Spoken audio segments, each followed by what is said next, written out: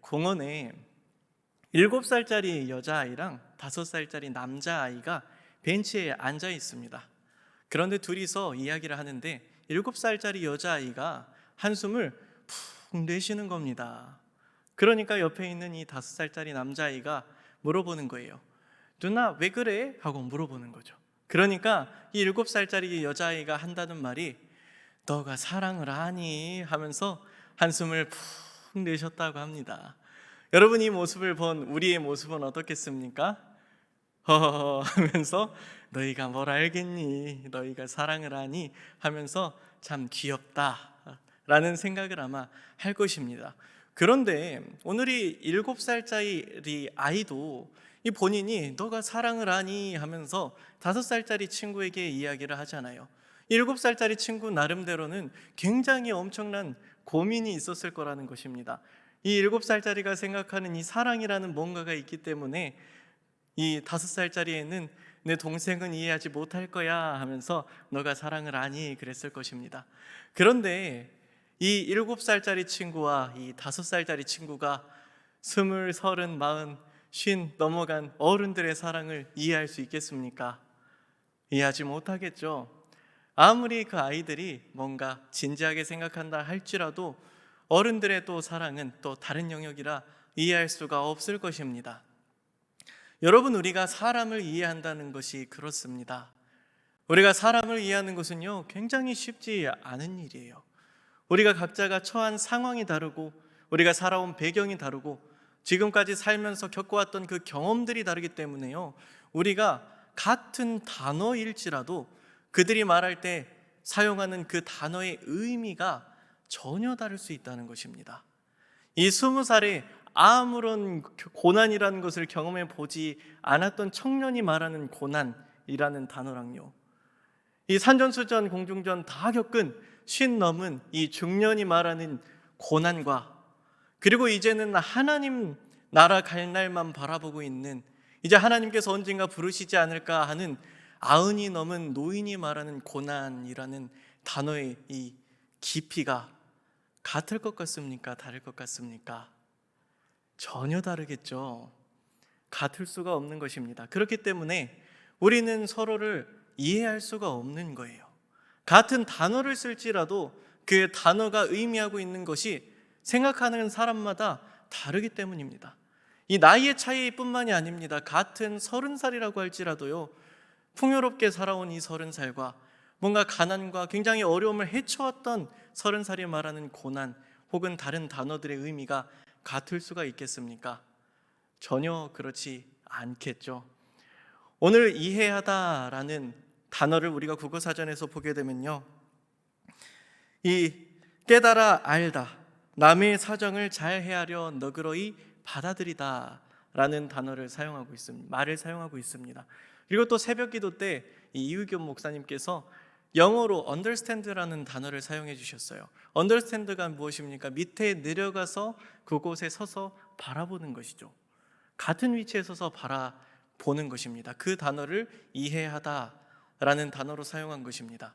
우리가 이해를 하기 위해서는요, 우리가 지식적으로는 어느 정도 이해한다고 얘기할 수가 있습니다. 아, 그래, 너의 상황이 그랬구나, 그랬다면 너가 그렇게 행동할 수 있겠다, 이 정도로 우리가 이해할 수는 있을 거예요. 그런데 이 이해가 그 사람에게 뭔가 감동이 되고 자신이 진짜로 이 사람에게 이해받았다라는 생각이 들 수가 있을까요? 그럴 수도 있지만 그렇지 않을 가능성이 좀 더 높을 수가 있습니다. 반면에 이 정말 같은 비슷한 상황을 정말 뼈저리게 겪은 사람이 등 한번 토닥토닥 이 두드려 주는 것만으로도요, 때로는 눈물이 주르륵 흘러 내리기도 하는 것이 우리입니다. 이 차이가 무엇입니까? 바로 공감의 차이일 것입니다.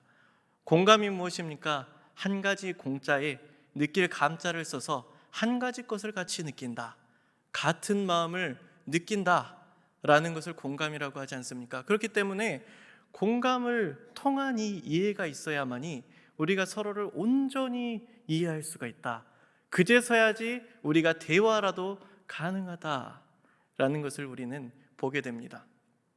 그런데 중요한 것은 오늘 마태복음 4장 우리가 이 27절 이하를 보게 되면요, 예수님과 제자들이 말하고 있는, 그들이 이해하고 있는 것이 조금 다른 것을 보게 됩니다. 조금 다른 것이 아니라 많이 다른 것을 우리가 보게 됩니다. 오늘 27절에 보게 되면요, 예수님께서 말씀하십니다. 제자들에게 사람들이 나를 누구라 하느냐 라고 물어보시는 거죠. 그러니까 제자들이 말합니다. 더러는 세례 요한, 더러는 엘리야, 더러는 선지자 중에 하나라 하더이다 말을 합니다. 그랬더니 예수님께서 제자들에게 또 한 번 물어보시는 거죠. 너희는 나를 누구라 하느냐 물어보십니다. 여러분 무엇이라고 대답하시겠습니까? 우리가 너무나도 잘 알고 있는 구절이죠. 베드로가 아주 정답을 말했습니다. 주는 그리스도십니다 라고 이야기를 하는 거죠. 이 대답을 한 이 베드로를 보고 예수님께서 마가복음에서는 말씀하고 계시진 않지만 마태복음을 우리가 보게 되면요, 마태복음에서 이 베드로를 굉장히 칭찬하세요.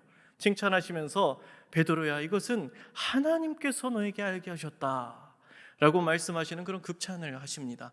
그리고는 예수님께서 그 다음 말씀을 하시는 겁니다. 그 다음 말씀이 무엇이냐? 오늘 31절 말씀입니다. 제가 봉독하겠습니다. 인자가 많은 고난을 받고 장로들과 대제사장들과 서기관들에게 버림받아 죽임을 당하고 사흘 만에 살아나야 할 것을 비로소 그들에게 가르치시되. 아멘. 오늘 예수님께서는요, 말씀하시는 겁니다. 제자들에게 이제 내가 고난을 받게 될 것이다. 그리고 서기관과 대제사장들에게 버림받아서 죽게 될 것이다.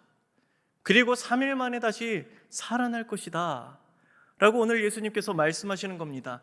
그렇다면요, 여러분, 오늘 베드로가 주는 그리스도신이다 라고 말을 했는데, 오늘 예수님께서 자신이 고난을 당하시고 죽으시고 다시 살아나실 거라는 말씀을 하셨을 때 어떤 반응을 해야 맞겠습니까? 주님 그러하옵소서, 제가 따라가겠습니다. 제가 예수님의 십자가 따라가겠습니다 라고 대답을 하면 참 좋겠죠. 만약에 그랬다면 이 예수님과 베드로가 생각하는 이 그리스도라는 단어의 이해가 같았다는 것일 겁니다. 하지만요, 오늘 베드로는 그렇게 말하지 않았습니다. 32절입니다. 드러내놓고 이 말씀을 하시니 베드로가 예수를 붙들고 항변하매. 오늘 베드로가 예수님을 붙들고 항변하는 것입니다. 이 항변이 무슨 말입니까? 마치 우리가 이 항변하다라고 얘기를 할 때 굉장히 고품격처럼 느껴져요. 그래서 예수님 아니죠, 예수님 고난받으실 거 아니죠, 뭔가 이렇게 말씀드리는 것 같은 느낌이 듭니다. 그런데요, 이 항변함에라는 말에 헬라어 단어 에피티마오라는 단어를 씁니다. 이 단어를 직역하자면요, 비난하다, 힐난하다, 꾸짖다 라는 단어입니다. 정확히 말하자면 오늘 베드로가 예수님께 항변함에가 아니라요, 예수님을 꾸짖고 있는 겁니다. 예수님을 힐난하고 있는 거예요. 베드로가 이렇게 하는 겁니다. 예수님, 그 지금 무슨 말씀이십니까? 지금 나의 인생 다 걸고 내 생업 다 내려놓고 지금 예수님 한 명만 보고 지금 따라가고 있는데, 지금 예수님께서 지금 죽으신다니요, 고난당하신다니요, 그 말씀이 무슨 말씀입니까? 그 말씀 철회하십시오. 예수님을 꾸짖는 겁니다. 힐난하는 것입니다. 여러분, 왜 베드로가 이렇게 나오는 것일까요? 오늘 그것은 이 제자들이 생각하는 그리스도라는 말의 의미와 예수님께서 생각하는 이 그리스도라는 말의 의미가 전혀 다르기 때문입니다. 오늘 베드로와 제자들이 가지고 있는 그리스도에 대한 이해는 다른 사람들과 다르지 않았을 겁니다. 그리스도가 무엇입니까? 메시아가 무엇입니까? 구원자이지 않습니까? 오늘 이스라엘 백성들을 구원할 자, 다윗과 같이 이스라엘 이 나라를 강성한 나라로 다시 세울 자, 새 나라 새 땅을 이룰 자라는 이해를 그들이 가지고 있는 것입니다. 그렇기 때문에 그들이 생각하는 것은 다윗과 같은 강력한 왕을 생각하는 것입니다. 강력한 왕을 생각하고 있기 때문에 오늘 마치 다윗의 신복들이 다윗이 왕이 되기 전에 따른 것 같이 마치 그들이 예수님을 그렇게 따랐을 것입니다. 오늘 다윗이 왕이 되었을 때 그 신복들이 어떻게 됐습니까? 그들이 이 다윗이 왕이 되었을 때 다윗의 하나는 우편에 좌편에 그리고 이스라엘에서 큰 권력을 휘두르는 권력자가 되지 않았습니까? 오늘 제자들의 생각이 어땠을까요? 예수님께서 왕이 되실 것이다. 예수님께서 왕이 되실 것인데 우리가 예수님을 따라간다면 예수님의 우편에 좌편에 이스라엘의 정말 강력한 권력자로 내가 설 수 있지 않을까? 그런 마음을 가졌을까요? 안 가졌을까요? 어떤 분들은 그럴 수 있습니다. 그래도 예수님의 제자들인데 뭐 그런 생각을 했겠습니까? 십자가 지고 자기 부인하는 마음으로 따랐겠지요? 라고 말씀하실 수도 있습니다. 그런데 지금 우리가 보는 마가복음 8장 말씀은요, 예수님께서 첫 번째 순환예고를 하셨을 때의 말씀입니다. 그런데 9장 30절에 보면 예수님께서 두 번째 순환예고를 하십니다. 두 번째로 예수님께서 또 본인께서 고난을 받으시고 죽임당하시고 3일 만에 다시 살아나실 것을 일렀을 때요, 오늘 제자들의 반응이 32절에는 이렇게 나와 있습니다. 그러나 제자들은 이 말씀을 깨닫지 못하고 묻기도 두려워하더라. 제자들이 이 말씀을 깨닫지 못하고 묻기도 두려워했다고 기록하고 있습니다. 여러분, 예수님께서 지금 비유로 말씀하셨습니까? 예수님께서는요, 지금 드러내놓고 말씀하고 계십니다. 드러내놓고 첫 번째에도 말씀하셨기 때문에 베드로가 항변한 것이에요. 두 번째도 마찬가지로 비유로 하신 것이 아니라 드러내놓고 말합니다. 예수님께서 고난받으신다고 말하고 계십니다. 죽으신다고 말하고 계시고요, 3일 만에 다시 살아나신다고 말씀을 하고 계시는 거예요. 여러분이 말씀을 깨닫지 못하시겠습니까? 그 단어가, 이 말이 깨닫기 어려운 말이겠습니까? 그렇지 않겠죠? 제자들이 그런데 왜 깨닫지 못하겠습니까? 내 생각과 달라서. 내가 지금 예수님을 따르고 있는 이유가 이게 아니거든요. 내가 예수님을 따르는 것이 고난받고 죽을 사람 따르는 거 아니거든요. 그러니까 묻기조차 두려워하는 것입니다. 정말 자세하게 물었다가 지금 말씀하시는 게 진짜면 어떻게 할까? 내 모든 기대, 내 모든 시간, 내가 지금까지 버려놨던 그 생각, 모든 것이 다 무너져 내리는 것입니다. 그러니까 그들이 깨달으려 하지 않는 것입니다. 그들이 묻기조차 두려워하는 것입니다. 예수님께서 그런데 세 번째로 또 말씀하십니다.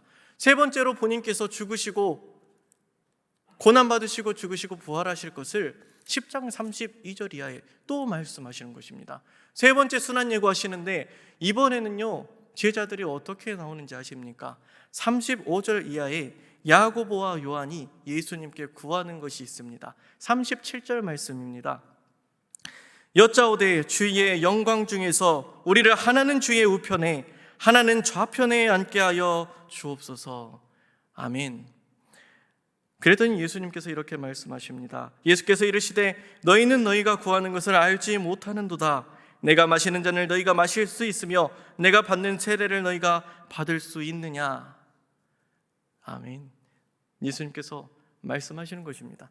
여러분, 오늘 이 요한과 야고보와 요한이 구하는 것이 예수님께서 영광 중에 거하실 때 하나는 우편에 하나는 좌편에 앉게 해달라고 이 부탁드리는 게, 이 예수님께서 승천하셨을 때 하나님의 보좌의 우편 좌편에 앉게 해달라는 말씀입니까?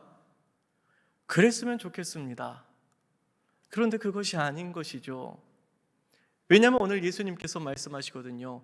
너희는 너희가 구하는 것을 알지 못하는도다.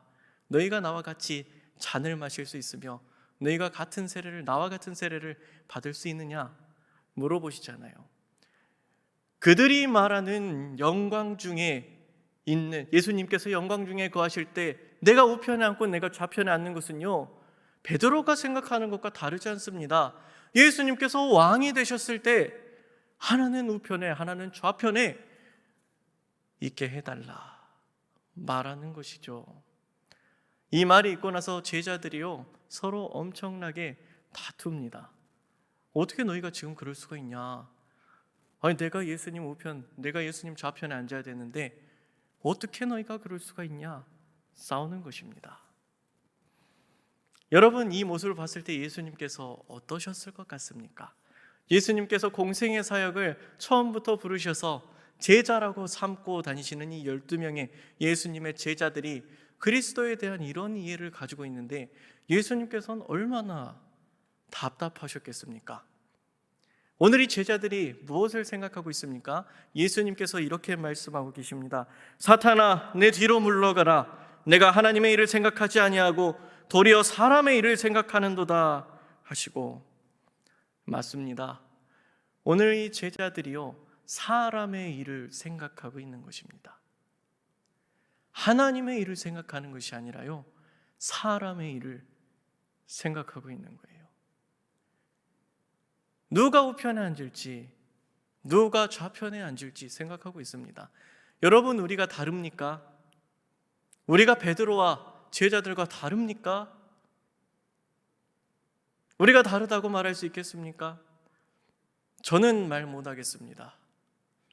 저도 이 베드로보다 더하면 더했지 감히 저는 아마 주는 그리스도 신이다 이 말조차도 못했을 거예요. 그런데 오늘 이 주는 그리스도 신이다 라고 대답한 베드로조차도, 제자들조차도 이렇게 얘기를 하고 있는 것이죠. 예수님께서 말씀하시는 이 그리스도에 대한 이해를 정확히 하지 못하고 있는 것입니다. 그렇다면 우리가 어떻게 해야 되겠습니까? 하나님의 일을 하는 것이 무엇이겠습니까? 오늘 우리가 34절 35절을 보면 이렇게 말씀하고 계십니다. 누구든지 나를 따라오려거든 자기를 부인하고 자기 십자가를 지고 나를 따를 것이니라. 누구든지 자기 목숨을 구원하고자 하면 잃을 것이요 누구든지 나와 복음을 위하여 자기 목숨을 잃으면 구원하리라. 아멘. 오늘 예수님께서는 말씀하십니다. 자기를 부인하고 자기 십자가를 지고 나를 따르라. 나의 생명의 유익을 구하지 말고 이 예수 그리스도와 복음을 위하여 나의 생명을 걸어라, 잃어라 말씀하고 계시는 것입니다. 여러분, 예수님께서 왜 이렇게 말씀하십니까? 여러분, 우리가 고난 중에 거하는 것이 좋습니까? 여러분, 우리가 십자가 지고 가는 것이 좋은 일입니까? 최고의 형벌 아닙니까? 이것이 좋은 것일까요? 나의 생명 잃는 것이 도대체 무슨 유익이 우리에게 있습니까? 우리에게 유익이 없는 것 같다는 것입니다. 이것이 우리에게 무슨 유익이 있는가? 고난이 나에게 무슨 유익이 있고, 자기를 부인하는 게 나에게 무슨 유익이 있고, 십자가를 지는 것이 나에게 도대체 어떤 유익이 있는가? 심지어 나의 목숨을 잃는 것이 나에게 무슨 유익이 있는가? 생각할 수 있다는 것입니다. 그런데 예수님께서 이것을 그럼에도 불구하고 말씀하시는 이유는 무엇입니까? 바로 이 길만이 생명이기 때문입니다. 이것만이 우리가 살 수 있는 길이기 때문입니다. 오늘 죽어야지, 내가 죽어야지 하나님께서 내 안에서 일하시는 것입니다. 오늘 예수님께서 그렇기 때문에 먼저 보여주시는 겁니다. 먼저 고난받으시고요, 먼저 그 길 가시고요, 채찍 맞으시고요, 모욕당하시고요, 죽으시는 거예요. 먼저 죽으셔요. 만약에 예수님께서 죽으시기만 했다면 아무런 의미가 없습니다. 고난당하고 죽는 것이 무슨 유익이 있겠습니까? 아무 유익이 없어요. 그런데 예수님께서 어떻게 하셨습니까? 3일 만에 다시 살아나셨습니다. 오늘 예수님께서는 우리에게 생명을 주시는 거예요. 내가 살아있으면 생명이 나에게 들어올 수 없다는 걸 우리에게 알려주시는 거예요. 제자들에게 말씀하시는 거예요. 그렇기 때문에 베드로가 사람의 일을 생각했을 때 사탄아 물러가라, 방금 전까지 그리스도라고 고백한 그 수제자 베드로에게 사탄아 물러가라, 내가 사람의 일을 생각하고 도리어 하나님의 일을 생각하지 아니하는도다 말씀하시는 것입니다. 무엇 때문에요? 내가 살아있으면 하나님께서 주시는 생명이 우리 가운데 있을 수가 없기 때문입니다. 여러분, 하나님께서는 우리에게 생명 주시길 원하시는 분이십니다. 하나님께서는요, 우리를 사랑하시는 분이시고요, 우리가 정말 하나님께서 주시는 풍요로움 누리기를 원하시는 분이십니다. 그런데 오늘 제자들이 말하고 있는, 생각하고 있는 사람의 일이라는 것은요, 하나님께서 이미 우리에게 주신 풍요를 주셨음에도 불구하고 감사하는 삶은 아닌 것입니다. 이거 나한테 부족해. 내가 이거보다 더 높이 올라가야지 내가 여기 있는 게 맞나? 내가 이 이스라엘에서 호령하는 자가 돼야지 내가 어부하고 있는 게 맞아? 아니지, 나는 높이 올라가야지. 사람의 일을 생각하고 있는 것입니다. 하나님께서 이미 먹이시고 입히시고 그럼에도 불구하고 자신의 것을 염려하는 것이에요. 그 염려가 어디서부터 나옵니까? 욕심에서 나옵니다. 내가 가진 것에 감사하는 삶이 아니라 가진 것조차 이것에 감사하지 못하고 더 갖기 위해서, 하나라도 더 지기 위해서, 조금이라도 더 높은 데 앉기 위해서 염려하는 것입니다. 하지만 성경에서 뭐라고 말씀하고 계십니까? 우리가 염려한다고 한들 그 염려의 키를 한 자라도 줄일 수 있는가? 말씀하고 계시지 않습니까? 우리가 염려한다고 해서요, 이 염려의 키는 조금이라도 줄여지지 않습니다.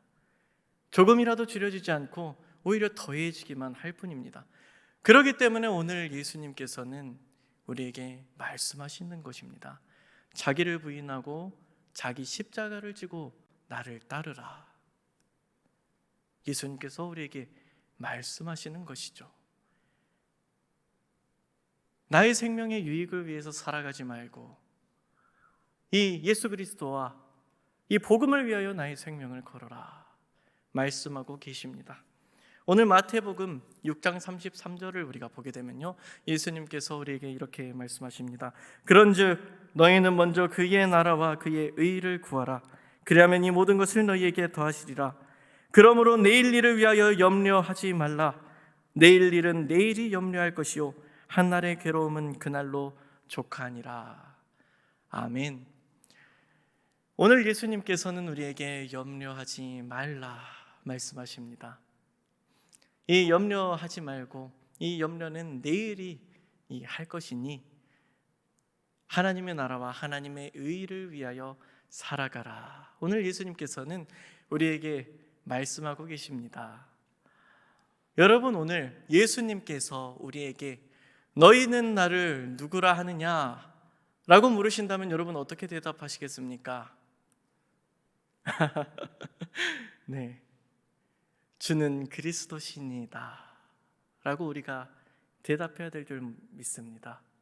그런데 이 주는 그리스도시니이다 라는 것이 베드로가 그 당시에 대답했던 그 대답이 아니라 정말 이 부활하신 예수님을 만난 예수님의 제자들이 고백하고 그들이 예수 그리스도의 십자가 길을 따르고 고난의 길을 따르고 자기 생명을 복음을 위하여 내어준, 그러면서 이해했던, 그들이 그러면서 자신의 생명으로 긍정했던 주는 그리스도시니이다 라는 고백이 우리에게도 동일하게 있기를 축복합니다.